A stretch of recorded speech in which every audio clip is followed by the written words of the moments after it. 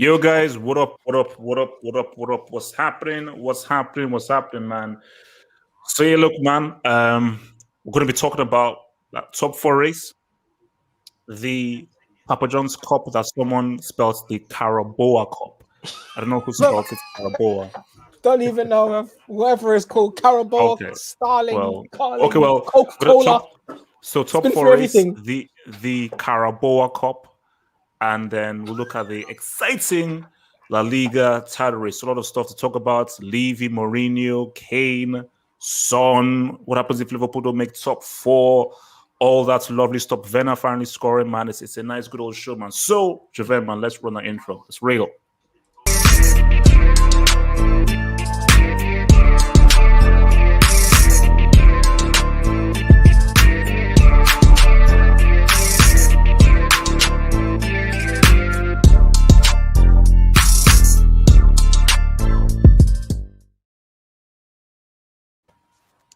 So, guys, remember, you know what it is, man. Hit that like button, subscribe if you're new, and remember in the description box below, remember to try and join our Telegram group chat to chat with all of us lovely people, man. So, first on the agenda, man. The Prem. Actually, let's do this nice and properly. Let's just. What are you saying? What are you saying? Top four race? Top four race, as I said, but let's try and add some. Let's talk about something else, man. I don't want to talk about top four race. So wait, Javan, can you just bring up the my screen? The Bundesliga. Oh. Well, there's that. So yeah, so guys, top four race. So we saw Liverpool drop points.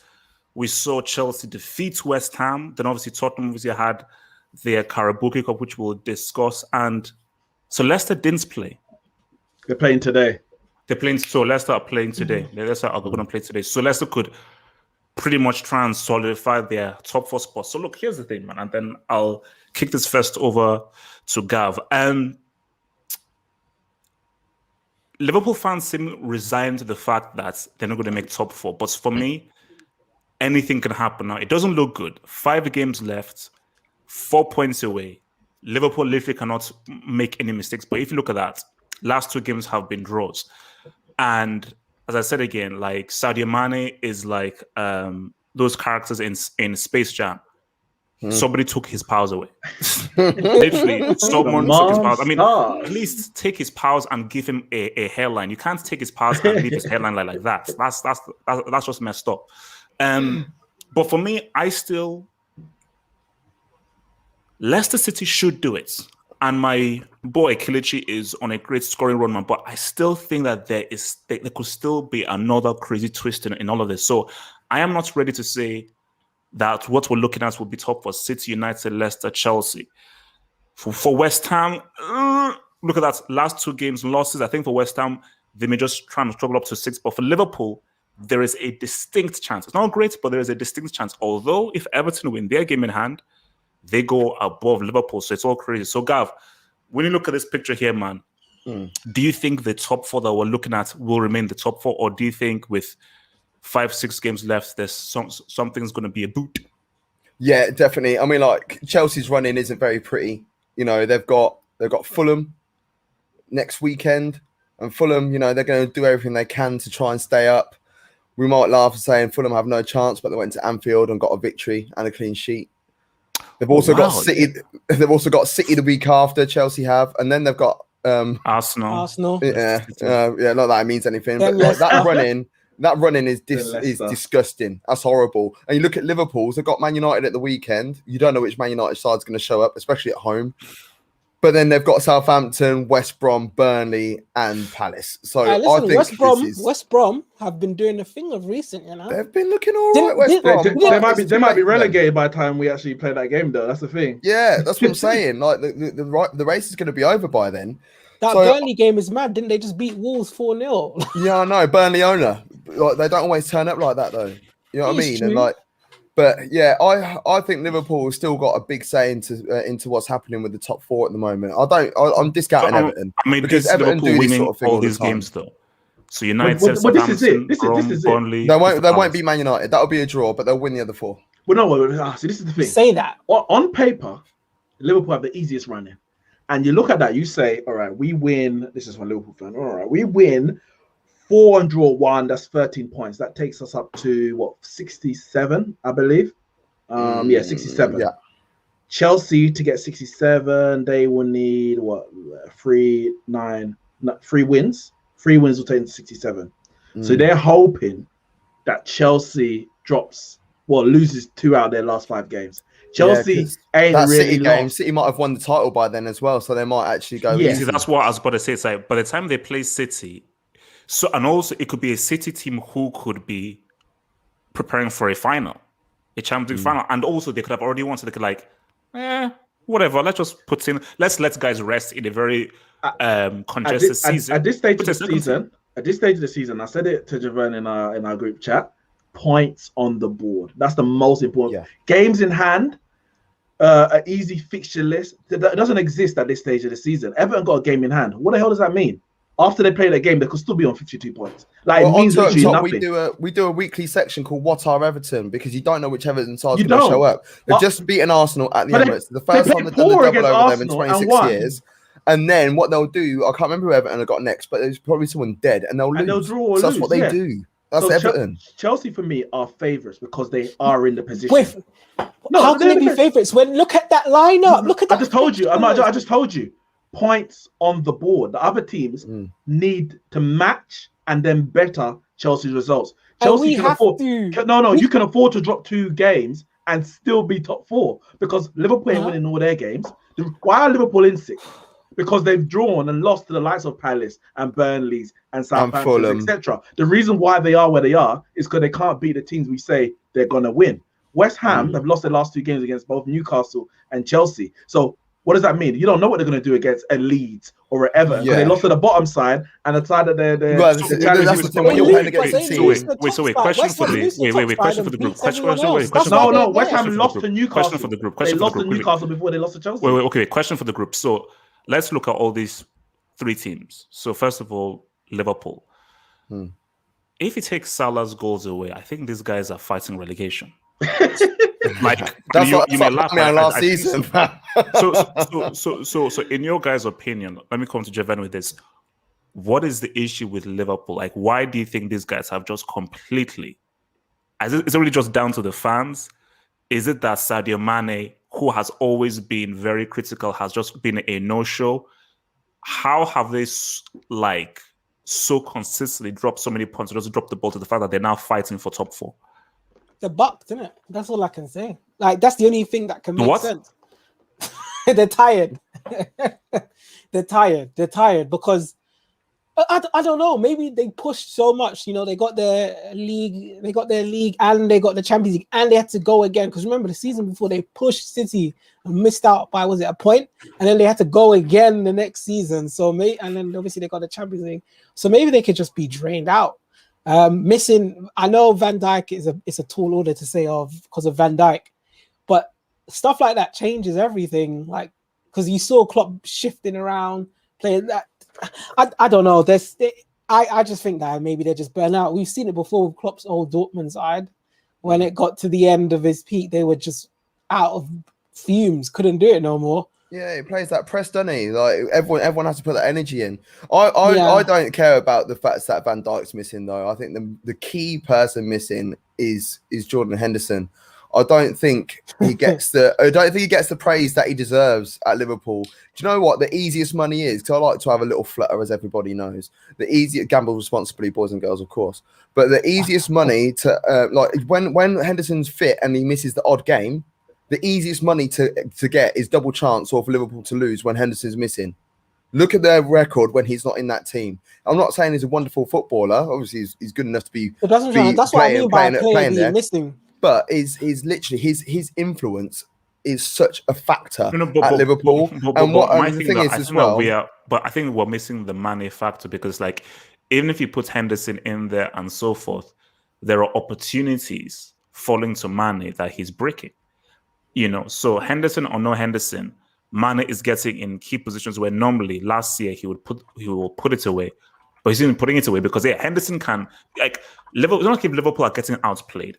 Liverpool are normally controlling the midfield against most of the teams. So how will Henderson change the 40 when Firmino has been on the decline, Jota has been injured, it's and just Mane his influence there, telling people where to go, what to be doing is literally like a Klopp on the pitch. That's what he does, man. Honestly, his influence is just so key. And the issue, another thing with Liverpool as well, is that I know I said like ignore the Van Dijk thing, but now to bring it sort of back in the Van Dijk situation, they're missing. They had to play 2 centre midfielders at centre half for a long period of this season. So technically they were missing out on 4 players because the 2 players that were playing in midfield had to then dip back into the centre half position, having to play players like Jones and Milner in midfield when you're needing Fabinho and Henderson there. This is why I criticize Klopp, because you say they needed to, or they were forced to play 2 centre midfielders there. They weren't. Klopp decided to. Klopp has only decided recently to trust Nat Phillips. So for whatever reason, he felt that putting 2 experienced centre midfielders in that position and then make it, second choice central midfielders was the best situation. And it took him too long to realize this ain't working. I think he felt it's going to come good. It's going to come good. I need to do it. It's going to come good. And because, as you mentioned, HH, the likes of Mane and Firmino just have not come good, he's now been forced, all right, I'm going to have to kind of forget about the back.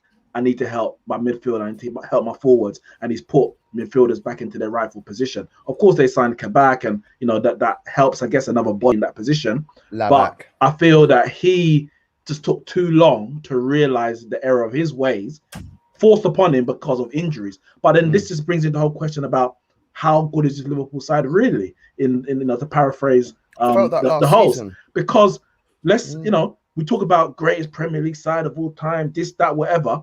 Bloody hell, a couple injuries and you're fighting for top 4. Like when in my day, I'm going to sound old now. Back in my day, a few injuries means you're out of the title race. Not that means you're out of the Champions League.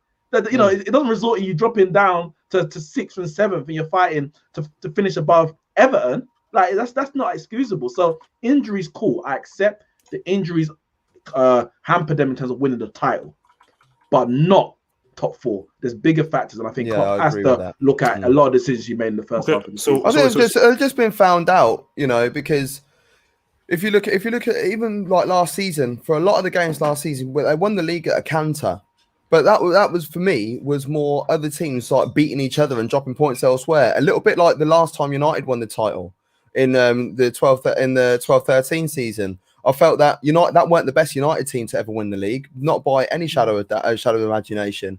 But other teams were just constantly beating each other, which is perfect for Man United in that situation. It was perfect for Liverpool last year. They weren't blowing away teams. They got not lucky, but they were fortunate, I should say, with a few games where they were 1-0 down and win the game 2-1 in the death, and just getting like the 1-0 win and a couple of decisions and stuff going their way. They were so easy to be got at. I'm so annoyed that other clubs didn't see it, and we're watching it from the sideline, going, man, they're doing the same thing every time. Okay, let me bring in. I want to bring in Chelsea, man. Now I need an honest assessment here. I don't want no BS. I want you guys to be real and true. Your honest assessment, and let me come to the hardcore Chelsea fan Javan here. Your honest assessment on Timo Werner. So before I talk about Timo Werner, I just want to say thank you, Yasser Saeed, for the super chat. We want Devo. We want him now. Free Devo. Well, we haven't locked up Devo, so we can't free him. He is up north dealing with his business. So yeah, thank you very much for this. Wait, has he gone to Conch or something? What the hell? No, I don't know, but he's doing what he's doing up there. It's his business, isn't it? So pushing his business. He's doing his thing, man. He's doing his thing, man. Don't worry, man. We're holding it down. We're holding him down. He's gone to go buy me some stickers. So if anyone's got swaps as well, just let man know in it. I've got another super chat here, but we'll do that after. We'll do that after from Armchair Critic. Thank you. But on Timo Werner, I don't know. Like, all I can do is hope that he comes good because he's not scoring, and there's some games where he's just so ineffective. But there are games where even though he hasn't scored, he would set up something or create something. Goal contributions. Yeah. So I don't know what to actually say. Like, as long as you do something and you're on the pitch, then cool. But if you go a whole game and if you're not going to score, then at least assist. Because at least with Giroud, I know he might not score, but I know he's going to be involved with, if we score 3 goals, he's probably going to be involved with at least 2 of them. So if Timo Werner's on the pitch and he's not going to score, then he needs to most definitely be a part of the goal if he doesn't. So that's what I can say on him. I call him Tiny Wiener, mate. Tiny Wiener. I would say he hasn't like he's a lot of people put a hype on him. I don't know. I haven't watched the Bundesliga to know how good or how bad he was over there. Bundesliga is strong, best league in the world. Listen, your show's finished. Your show's finished, Matt. Gab, your show's finished. Bruv, there's still a relegation and a top 4. Relegation battle and a top 4 race going on in there. That's what I'm saying. The Premier League's finished. It's a dictatorship. Sorry, guys. So what? Like Timo Werner? Man, should be fight. Timo Werner was apparently such a good striker there. He's come here and he's done Beano. So what does that say about that league? Kai Havertz was a ting down there as well, and he's come here and he's done Beano as well. So what does that really say about your beloved Bundesliga? But we're not here to slam Bundesliga today, so we're not going to do that right now. Yes, no. Timo Werner, yeah. Go on. No. Basically, your points. I want to hear from Gav and Neeks. Like your honest assessment on Werner. Does he deserve the starting spaces because of goal contributions, even though the guy is garbage trash and is a horrendous excuse for a professional football player? I think Timo Werner's situation at the moment, you're not when you play to his strengths, he looks a lot better than he does when you're playing him without that. It's the same situation with Kai Havertz. When there was a point when Chelsea were playing Kai Havertz almost like in a central midfield position, and he looked dead. And then we were playing him like up front as a lone striker by himself, and he looked terrible.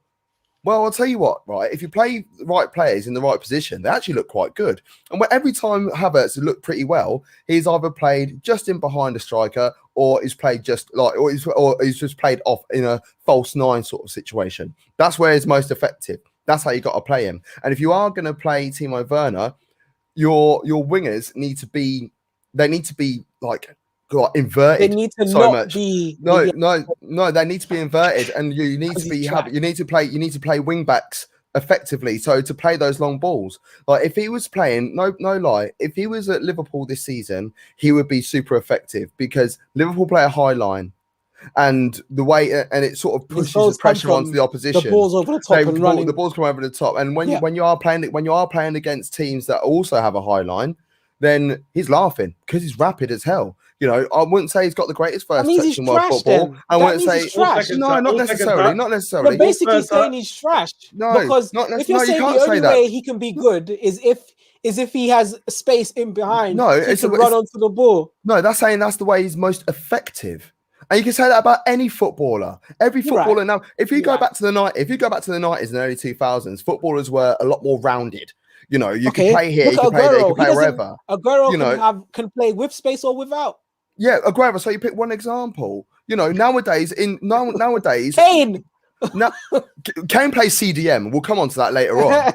But like when you look at a majority of players nowadays, they have a particular way of playing. They can't play a certain way unless they play in a certain system, and that's the way it is. And he unfortunate for him, it's not his fault, but that's the system he was growing up in. Look at Jamie Vardy. Jamie Vardy's got over 100 goals in the Premier League. Over 100 goals in the Premier League. He's part of 100 club. With a lot of legends, right? When you're not playing the high line, where's Jamie Vardy?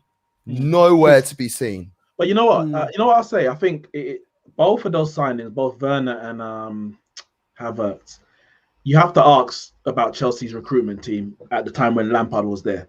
What did you buy them for? Did you watch them before you bought them, or did you buy them because you heard that they were good players?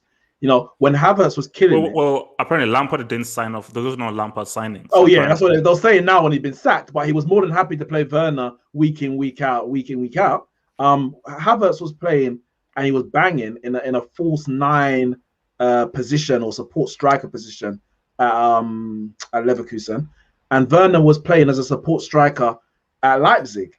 Both of them came in, and neither were playing the position that you signed them for 50+ million. Obviously, Havertz was even more than that. So you have to ask, who signed this off? Who decided that this was the right player? Marina. Now what Tuchel's having to do is obviously make the best of the situation. He's come in. These are the players I've got. This is what I got to do. I've got to go 3 at the back of my defense saying, great, we've got good wing backs. Let's go and play that. And they're playing in a good way.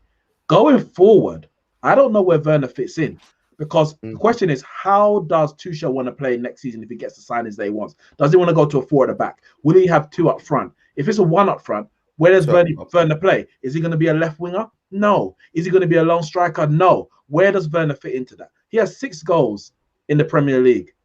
I don't even care what system it is. It ain't good enough. 6 goals in the Premier League. Doesn't Lingard have 6 goals as well? And probably got that in 6 games this season. Now, I think Werner should get another season. Let's see what you can do next year.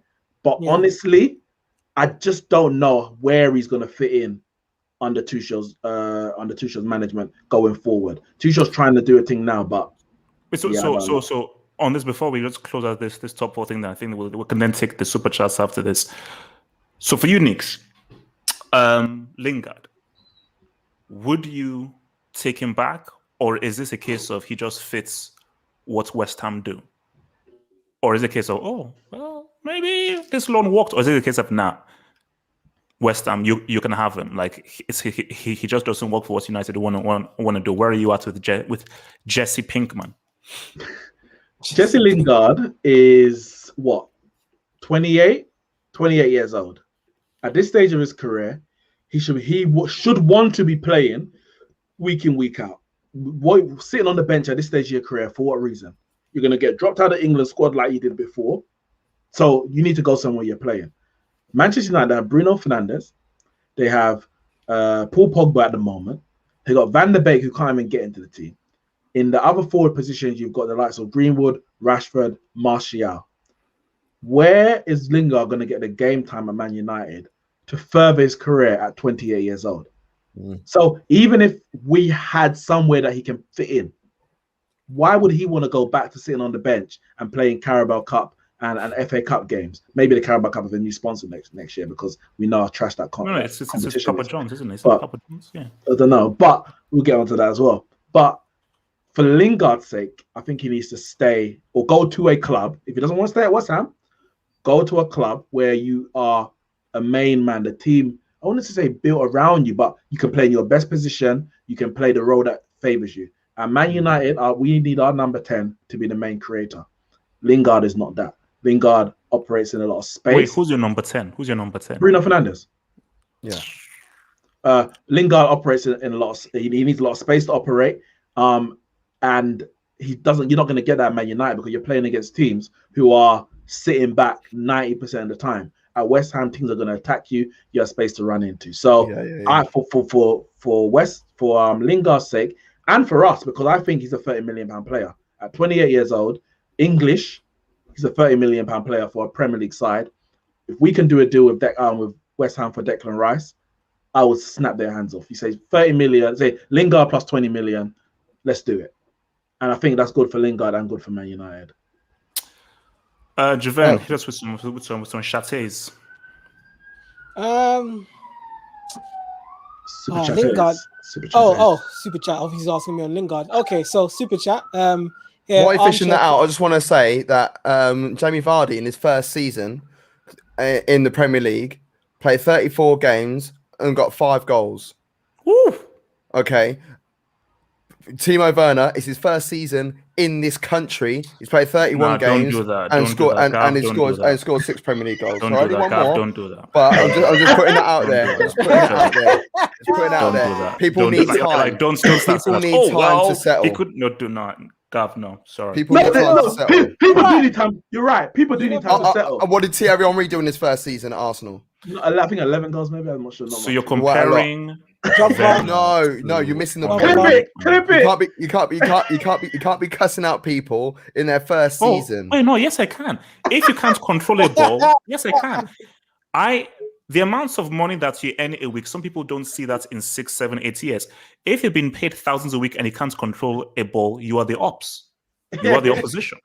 So let's see what he does next year before we make full judgments on him and all that sort of stuff. I've already he had a goal drought last season as well. He had a goal drought of last season of 11 games where he didn't score, and he still bagged over 30 goals in all competitions last year. The streets are calling him Team Morata. Or it's just a case of going. It's just a case of going to Chelsea. You just ruin strikers. Chelsea ruined number 9. It's a fact. Look at Gonzalo Higuain, one of the best strikers in world football, and then he goes to Chelsea and mash up his career. Higuain, Morata, Torres,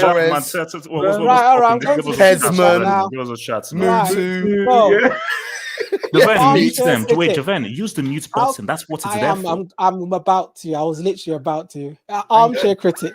How commendable is Cristiano Ronaldo scoring 32 in this Juve side? Double it. It's 64 in this Juve side. It's nothing. He thought he was something without his Real Madrid teammates. He's now fighting to get top 4. We love to see it. Can't wait to see Cristiano Ronaldo in the Conference League next year. You see, that is a tweet I have drafted. If they don't get top 4, I've got it set in it. Let's be honest. Ronaldo should have in his contract that he's not allowed to play in any lower European competition than the Champions League. He should not be in the squad. If Juventus end up in the Europa League and Cristiano doesn't turn up against FC Eiffel Tower United, then all his goals should be striked off. And he should give up all the crying. Next super chat here from Yasser Saeed. Once again, thank you. One thing I never get with Klopp is that if he lacks centre backs, then why doesn't he change the formation, like play Robertson as left-sided centre back, play 3 centre backs? That's what the manager's supposed to be doing, bro. What's the word? You know? He's a slave to his system. It shows that because the whole point of a manager is you will get these situations. Now, Liverpool's situation was extreme, but there are still ways to get around it. There are still ways to get around it. So I just think that you can't tell me that, yes, Van Dijk, Gomez, Matip, you're struggling to get top 4. Because even with those injuries, you still have a better squad than Leicester City. So there is zero excuse, man. So yeah, I mean, work it out, figure it out. Any more, Javan? Another one, a few more. Werner is your Griezmann goals and assists work rate merchant. No, whoa. Griezmann, I don't even know what that means. Werner is your Griezmann.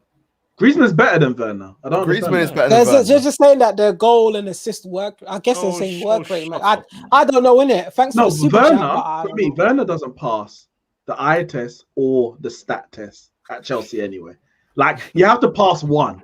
Pogba passes the eye test. No. But Neeks says that he'll be Henry next year, though. So no. I'm just saying that Chelsea ruined strikers. Chelsea ruined strikers' career. If you are if Erling Haaland turns up at Chelsea, his career is done. What do you say? If Erling Haaland turns up at Chelsea, his career is done. All right, look, man. Let's hit this Karabuki Cup, man. Okay. Let me just start by saying this. Actually, wait, let me bring this up. So, Javan, I'm gonna ask for you to please share this because this is disgusting. This image right here. I think you know the image that I'm going to bring up, but it's very important to illustrate this section because this is unacceptable. Okay, here we go. I think. All right. Okay, bear with me. Let me just bring this up because I can't accept this. Oh, okay. While I find this image, you close it. What, a son crying? Yes. While I'm glad he cried. I'm glad he cried. It meant something to him. No. You see, my thing is that this is, first of all, this trophy should be scratched off because this is a trash trophy. Yeah, same. And my we all agreeing on something that Havo's saying. I hate 2021, man. Honestly, this year's bring back the Super League. And my thing is, why would you cry based off of losing the Papa John's Cup? Okay, I've got it right now. So, see, this is just where, and I respect this dude. Homie is a guy that I truly 100% respect. You're gonna get the image back up? Yeah, this right here is something I cannot accept. Bring it up, please. Oh, look at that. So, you see, this is an image after a CL final. Sami Kufu. A World Cup semi. Yeah. Asia Cup final. Like last game of the season, you've messed up, you're unable. That kind of image, I get that. Or last game of a group stage of an Asia Cup, Champions League, or World Cup, and you mess up. That's the image I want to see. You can't show me that image because you lost the Papa John's Cup final. But then it goes to show that every cup means something. I mean, like, look, when Arsenal wait. Let me land. We have time. Let me land. See, here's the thing here. First of all, justice was done because Daniel Levy is a very sick, twisted kind of individual to sack Mourinho before a final. That is a sick thing. Of course, he would have lost. Let him lose, then sack him. I was all for sacking him, 100%. I was all for sacking 2010. But let's 2010 at least get to the final that he got to, then sack 2010 afterwards. Son and Kane have to realize that it's not going to happen. I could have told Son before the game that I'm from the future. You're not winning this trophy. More so, you're never winning a trophy till you remain at this club. So if you're with that knowledge where you know you're never winning a trophy and you just sacked your current manager, granted it didn't work, and then you hired a guy from under the bridge to come and take charge for you and expected a dude from under the bridge called Ryan to beat Pep Guardiola and Man City, you're having a laugh. So where we stand right now, let me confess to Neeks with this. Son and Kane. Is it time that these guys grow some cojones, grow some balls, and demand and take a nuclear device to Levy's office and say, if you don't let us go, we're pressing the red button? Is it time that they leave? First of all, I have to say I don't support any acts of terrorism. That's the first thing I say. Secondly, what's wrong with a nuke? Secondly, I think that the only reason Son can be crying, or should be crying, should I say, is for dropping that absolute 0 out of 10 performance. He was awful. One of the worst games I've seen him play ever. And if he was crying because he fell below his own standard, fair enough. You set yourself high standards. If you're crying because of a bloody Carabao Cup, like, did Bradford players cry when they got spanked 5-0 by Swansea? I mean, I don't even know. Crying because he knew if Mourinho was there, they probably would have won. I don't even know if Arsenal players, cried when Obafemi Martins turned up on his 50th birthday to win the. We didn't cry at that point. We cried during his post match. Shout out to Martins, man, doing it for all the Niger guys out there, man. Thank you. Yeah, at 50 years old as well, like, it's crazy. So I don't know why he's crying. Like, get up, and face the music in it, because it's not washing with me. All this emotion when you should turn up. If you scored goals in the game and your defense messed up, I get it, maybe. But when you put in that kind of performance, what are you crying for? I really don't know. On top of that, yeah, they both got to go. They've got to leave. Both of them. Okay, no. We're not there yet. Okay. We'll get there, because my thing is not. Of course they should. My thing is will, but we'll get there. So Gav, crying Son. I don't mind that he cried, because the fact that he did, to me, shows that he cared. That obviously meant something to him. Not how many times we all as football fans moan about the lack of passion that our players have, and they don't do anything. They don't show any emotion. Rah rah rah. And then when we see players give emotion, then we cuss them out for not showing it for showing emotion. You know what I mean? I don't like that. I mean, I love the fact that Spurs lost. There's emotions and there's an extremity. Sometimes emotions take over your body. They take over your soul, like in any situation, in any walk of life. Do you know what I mean? No matter what happens, sometimes it just hits you. You can't help it. It just comes out, doesn't it? You know, and like the thing is, like with these races, Arsenal beat Arsenal beat it's not like Tourette's or something, Jay. Arsenal beat Liverpool in the Charity Shield. Yeah, and what's the point? You know, I don't really care about that. But if like when you looked at the Liverpool players, they weren't crying, but they were clearly upset.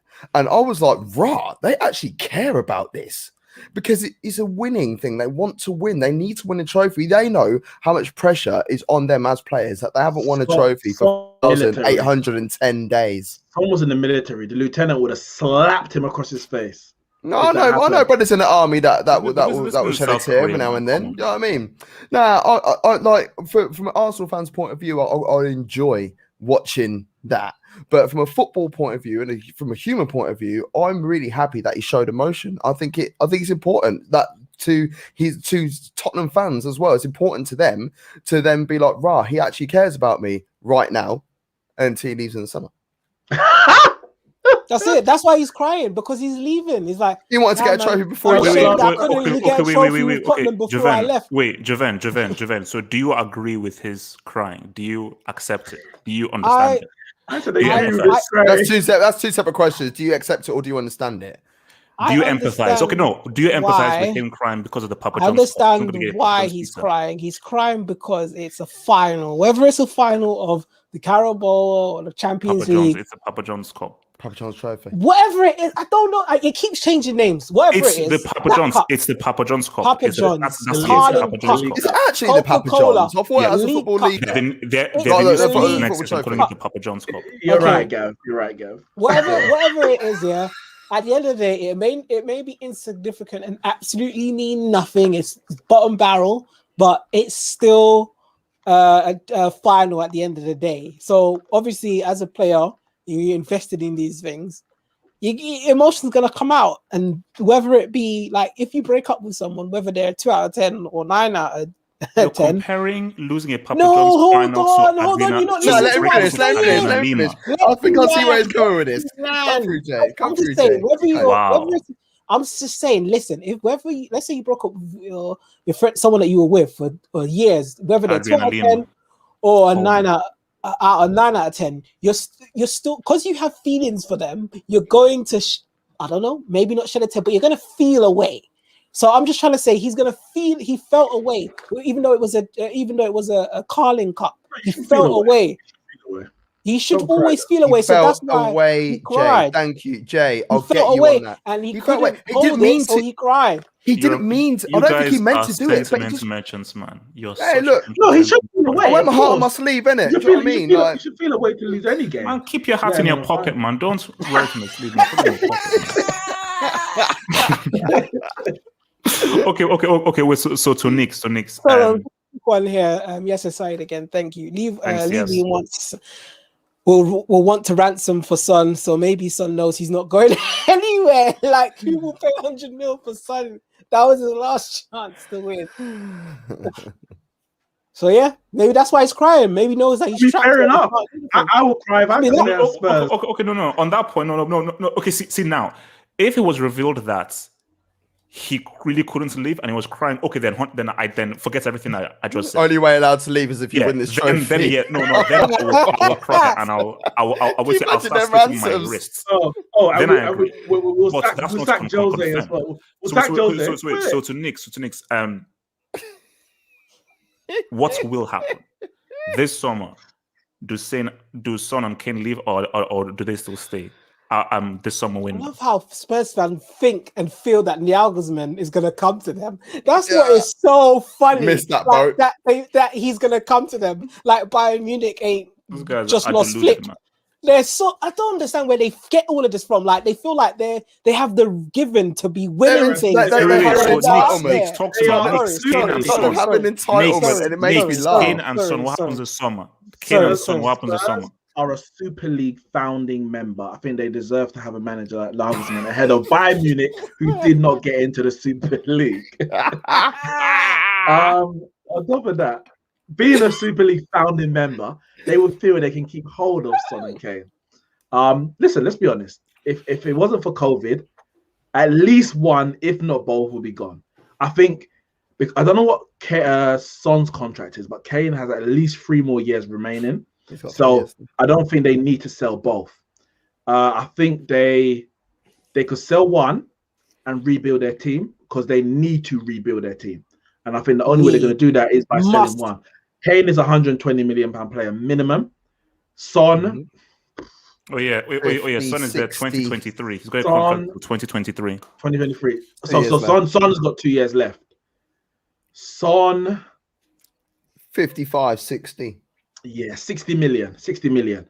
In this market, it's half the player of Kane. Half the price of Kane, yeah. So I think 60 million doesn't rebuild your team. So you're gonna have to sell one. And that one has to be Kane. And you sell Kane, you get 120 million. And they'll put it about his back pocket and go sign, I don't know, someone dead from League One, like, you know, Alex Carlos. He'll build a basketball court for Tottenham. Will they leave? Are Tottenham even to be trusted? The last time they tried to do a rebuild, let's look how that went. Yeah, exactly. One of them's still there. After Gale. After Gale Platt. Chris Gale. After Bale. It was a mixture of Gareth Bale. It was G. Bale. But anyway, the point is, I think one of them need to go this summer. Kane has to go this summer. 120 million. Who buys him? I mean, Manchester United, Man City. That's it. For me, those are his only options. And I think those are probably I think he wants to stay in the Premier League. He wants to get that record. Why is Chelsea not an option? Or Liverpool? Go to Chelsea, his career is over. We know this. Yeah, it's true. It's number 9. No, I don't think Liverpool spend 120 million. I don't think Liverpool spend 120 million on one player. Will Chelsea go and spend 120 million on a striker that's not Haaland after for 28 years old? I don't think they're going to do that. And Levy's going to charge them more than 120. Whatever he charges everyone else, Chelsea's going to be at least 50% on top of that. So if you're willing to spend 170 million for him, cool, buy him. Man United, Man City for me are his only realistic options. And Spurs, unless they're going to put in some money that they haven't done in the past, they need to sell him to rebuild that team.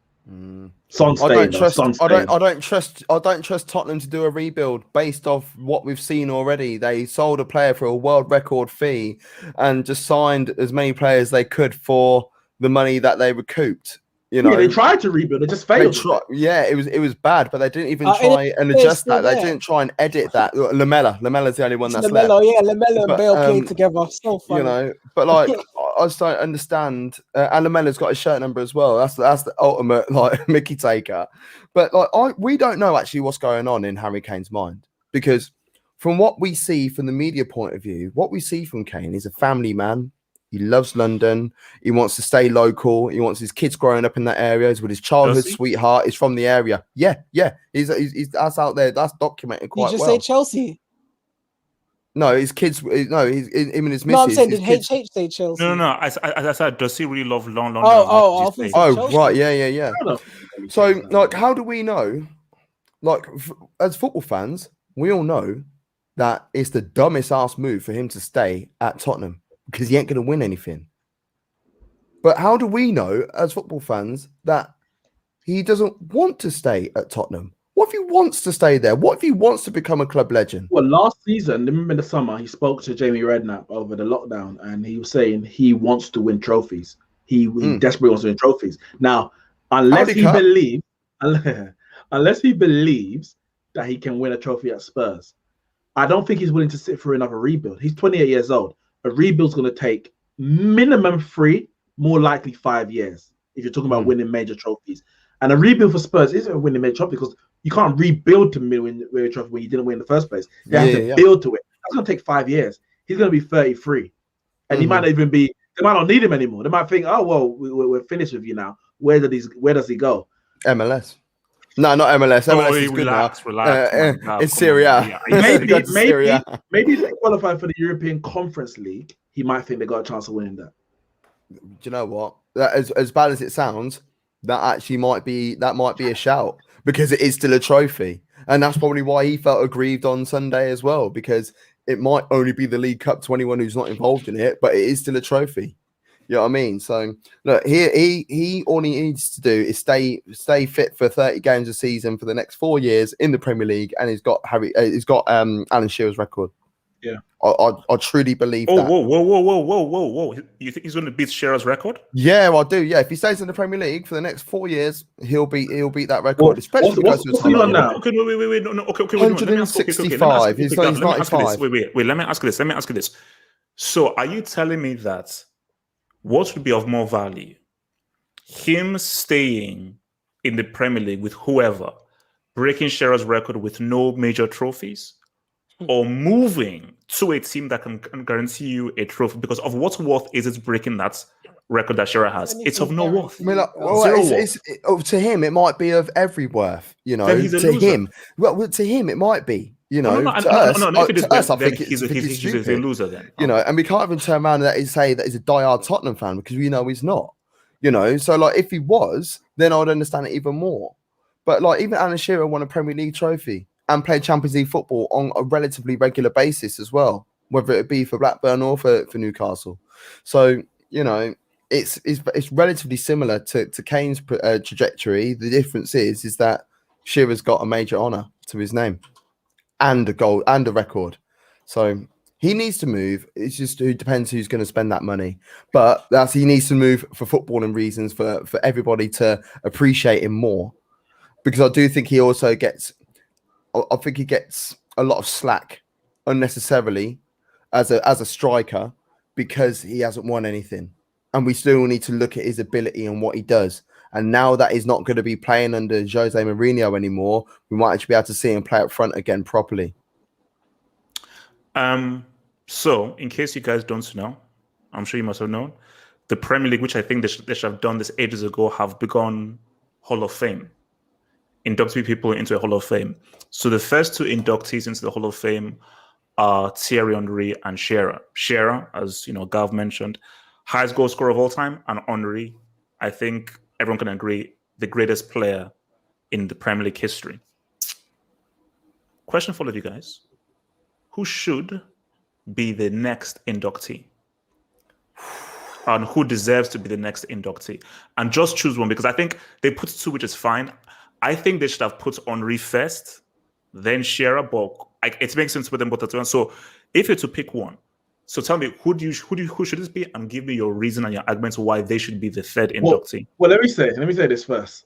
If it wasn't for the court case, the current court case, Ryan Giggs should have been top two in the inductees. Top two. Top two.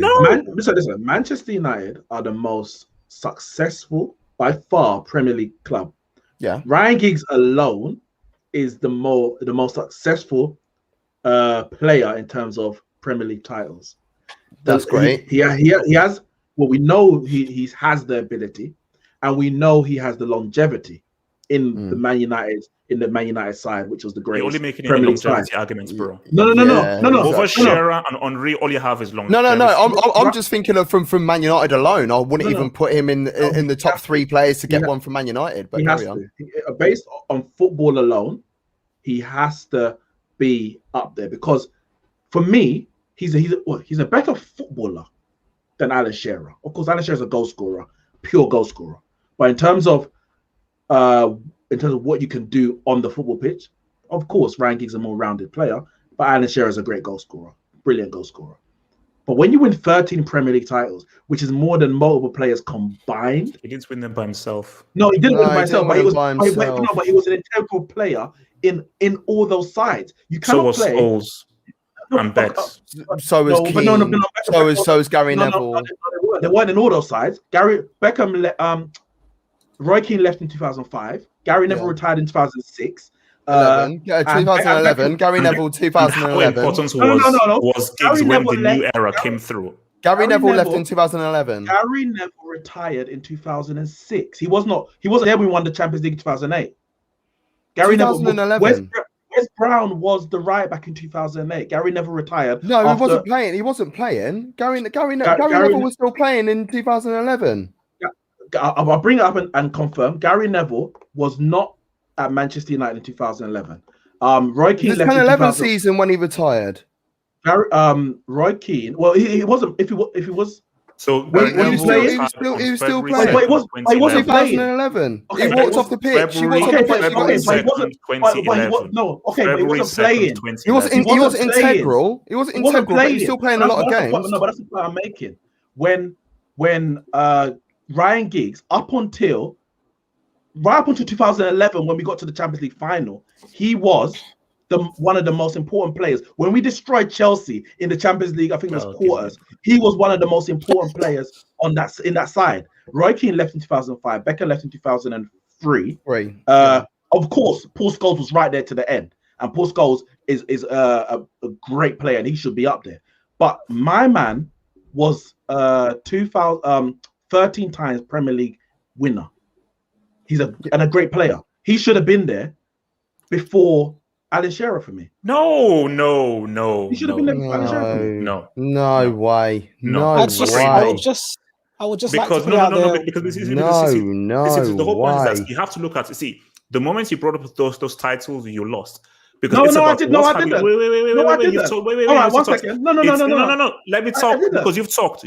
Let me talk. You've talked. Let me land. So you made the argument. The moment you brought up titles, you lost, because this is about what impacts have you made as an individual. Yeah, the impact Shearer made as an individual is there's a season he scored 40 goals that helped Blackburn Rovers win a title, which is freaking dud. Also, by himself, he and also as an individual, take those goals away. Man United won the title that year. He has scored the most goals. Henry, best player. So you can't bring me. Oh, he's won 13. No. That's Fergie Fergie was a big reason why that happened, because a team wins titles, not one man. A team wins titles. Wait. So I'll give you Giggs. Wenger wasn't the reason. Is third. See, Giggs, I will give you that. He should be the next inductee, not first two. No.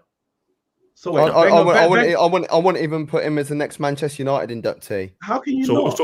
Okay. So Gav, who'd you put? So let's. Me personally, let me go to Gav and I'll go to Juventus. So who'd you put? So Gav. If I was gonna put someone next in line after these two players,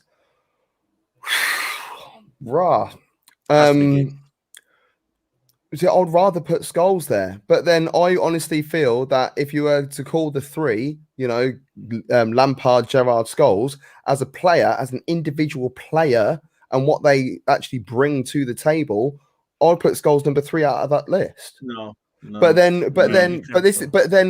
if you look at, if you're having to invite honours and things like that into there, as well as ability, then Gerrard is number 3 on that list, and Scholes is number 1 on that list. It's a very difficult one to work out as to the reasons why these are going to be on the Hall of Fame. I believe it's the impact you made on the league. I think that's what is key, which is what I use for my husband thing. I think the key word is impact. Henry's impact was, wow, we've never seen a player like this.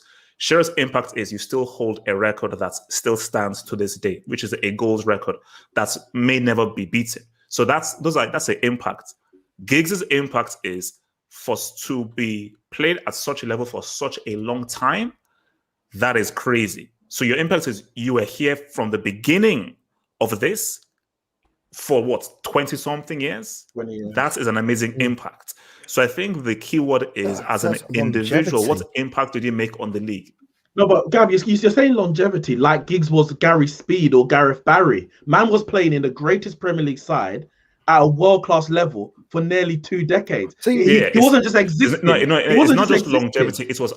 He was maintaining a performance. I wouldn't say he was world class. I wouldn't say he was going some world class stuff. He had about 2 or 3 years at world class level. The rest of it, he was of a good standard, a very good standard. For years. Putting in minimum 7 out of 10 performances, 7.5 out of 10 performances consistently over a long period. So that's why I understand where it's going in, but I'd rather have Scholes over there. Okay, so Gav, who are you saying for the next? So you're saying Scholes? Because Rooney's not allowed to be in it yet, is he? Not yet. I heard that he's not allowed to be nominated. He retired for it in January. Okay, so so he's not allowed to be in it yet. So then I would go with. I think I'd have to go for Premier League. Yeah, I'd have to go with Scholes then. I wouldn't put Steven Gerrard in the top 10, no, because he hasn't like for the Premier League. Wait. Okay, Javan, what about you? Wait. Let's just get everyone. Why not Gerrard? Why not Gerrard? Why not Gerrard? It's not about trophies. Well, it's not about trophies. It's not done anything. So why not Gerrard then? No, because I said about the contribution. He's contributed 2 trophies as well. I said that about Giggs, and I said that about Scholes. Don't mix my words. Do you know what I mean? No, you're saying not Gerrard. No, Gerrard didn't win. Gerrard didn't win the Premier League. Guys, we still have to talk about Barca. Gerrard didn't win the Premier League. There are a number of goalkeepers. No, Javan, we've already moved. I'll be thinking about putting Petr Cech in there as a Hall of Famer in the top 5, most definitely. It doesn't matter. Gerrard should be right up there because it doesn't matter what you won. Yeah, but look. Well, okay, then let's have a look at stats. Then. How many clean sheets? How many? He's got the record clean sheets in the Premier League era. Period. As Petr Cech. So then let's put him as number 3. Then. So who? Brad Friedel. No. Who did you say got the record clean sheets? Wait, Javan. Wait. Javan could get his pick. Javan, what is your pick for next inductee, Javan? I can't pick because, like I said, obviously this is. You can pick. You've been watching football for 10 years at least. But you have a general idea. Yeah, I have a general idea. Yes, so I'm. Oh boy, if I pick Lampard, Gerrard, Dennis Bergkamp. Personally, if I'm being personal, I'd put a Bergkamp in there, but that's just me. Who? Bergkamp or Beckham? Not Beckham. That's dude. Bergkamp. So for me, obviously, for what I've seen, I'm gonna say a Chelsea player. But obviously, if we're to look on the long term of it, Man United was obviously, like you guys said, it was the best team for a long time in there. So it would have to be one of their players. But for me, I can't pick, man. I can't pick. I wish I got to see more of these people, man. Football dugout, pick a footballer. I know, man. Just relax, man. Listen, let me look at the picture. Let me look at the picture. All right, let me look at the picture in it so I can see that you man said earlier. Because obviously, I didn't even know this whole. Just say Zola. Just say Gianfranco Zola. This is Zola. This is Zola. I love Zola, man. Right. From this picture that I'm seeing here, I don't know who gets to be in it or who's not, or who I can or cannot pick. But I'll just pick Drogba, innit? Oh, wow. That is a good one. But actually, no. Can I just say one thing? It is funny based on that picture. I need to. I wish. Despite United's amazing success, the first 2 inductees was not a United player. Shows that Fergie was really that dude. No, it doesn't. It shows that the Premier League are trying to embrace to make sure that it doesn't become a Man United Hall of Fame because it could easily. Fergie gave you life. Let's say you. And where are you right now? Thursday nights, Roma. Let's say you had top 10 inductees. It could easily be 7 of them Man United players. But it could be. But you don't want to do that because there's a whole Premier League. Here's a little list that I sent to a friend earlier on today of all the players that I think should be part of this Hall of Fame. So I picked 2 goalkeepers. I picked Schmeichel and Cech. I don't think any other goalkeepers should be part of that list. Defenders, I picked Rio, Terry, Vidic, Adams, Gary Neville, and Ashley Cole. Midfielders, I picked Scholes, Keane, Vieira, Lampard, and forwards, I picked Andy Cole. Andy Cole gets. So you got no based on footballing. Forget everyone for you got no gigs. Of people that should be inducted into a top 10 list. That is my short list. That is my short list of players that need to be inducted into a top 10 list. No Zola, no Bergkamp. No, I haven't put Bergkamp in it. I haven't put Zola in it. I love them both. They're both no Pascal Sigon. No Scilacci, no Graham Lasso, no Laurent Blanc, no Mike Newell, no David Luiz, no Michael Dewberry. Oh, Michael Dewberry. That's one I did forget, actually. Let me add him on the list quick. Robbie Fowler. You got Ehiog. You got Ehiog. Rest in peace. It's Ehiogu, not Ehiog. I always thought it was Ehiogu. Every time we're watching in Nigeria, I was like, why are they murdering this guy's name? It's like, oh, go Ehiog. There's a freaking U at the end. There is. The U isn't silent. I never got that when I was a kid either. I was just like, I'm just going to go with what these lot say. Ehiog. Where's the K? Where's the K? Before these disappear off my screen, there's a couple super chats because they're disappearing. So I got one here that goes from way back, from about half an hour ago, from Coty Wilson. Thank you for the super chat. The Bundesliga is mad entertaining. It is a mad on Wednesday, 7 p.m. Yeah, from everyone from second downwards. I think the only reason why we this might speak Bayern 2-1 at the weekend. Deal with that. Okay. And then Bayern took Leipzig's manager as a Bayern's league, man. Yeah, it's the Bayern's Liga, not the Bundesliga. Let's see. There was another one. Hold on. Oh gosh, I think that one disappeared. Thanks for the super chat, whoever that was. Thanks for the super chat. Wait. Okay. We got one from Yasser Saeed. Javan. But if Kane beats Shearer's record, then Shearer's reason for being in the Hall of Fame will be tainted. Shearer is there because he holds the record and has a Premier League title. Actually, Javan. Wait. Javan, if you go to you go to the creator tab and you go to monetization, okay, and you go to super chats, that's they load up there.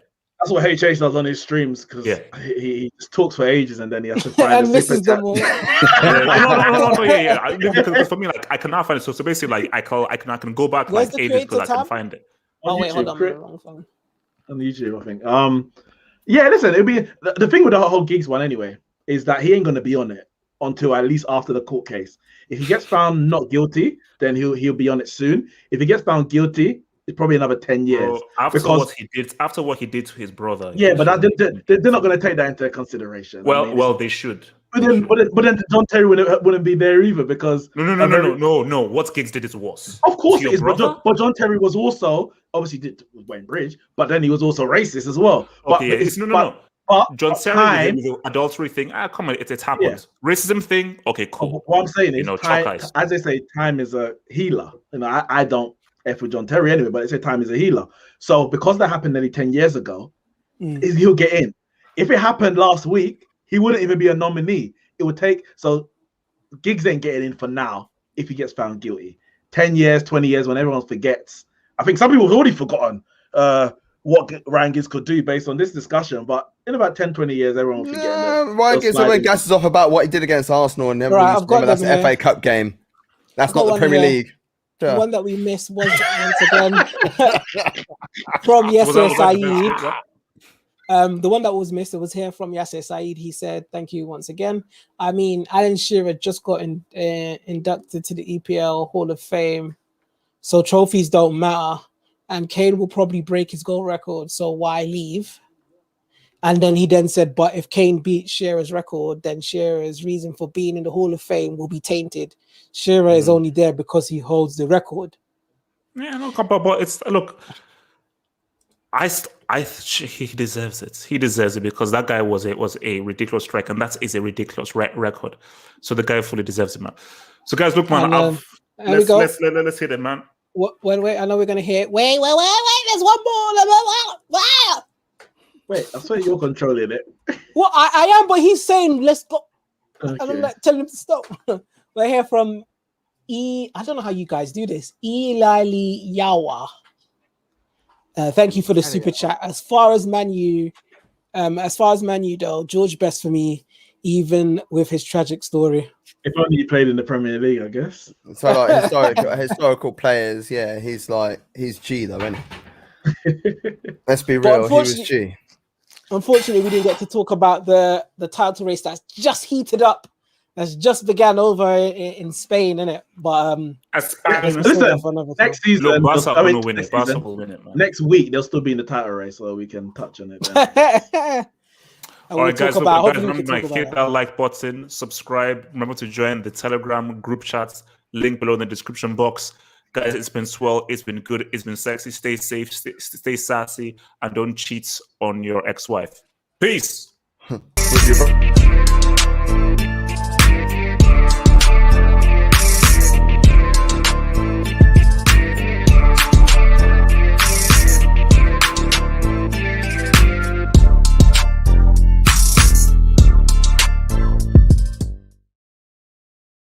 As well, man. Peace. If she's your ex-wife, how do you cheat on her? Wait, it's true. How do you cheat on your ex-wife? She's your ex. It's the brother though, isn't it? It's the, like, you can't do them things there. No, Ryan.